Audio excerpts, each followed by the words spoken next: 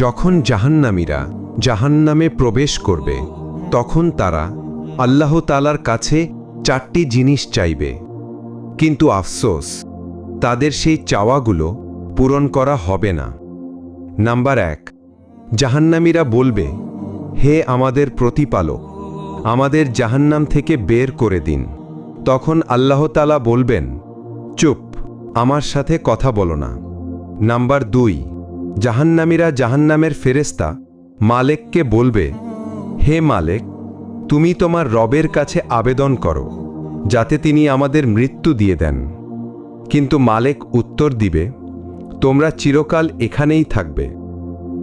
Number 3, জাহান্নামীরা আযাবের ফেরেশতাদের বলবে, তোমরা তোমাদের রবের কাছে আবেদন করো যাতে একদিনের জন্য আমাদের শাস্তি হালকা করে দেয়। তখন ফেরেশতারা বলবে, জাহান্নামের আযাব একটুও কমানো হবে না।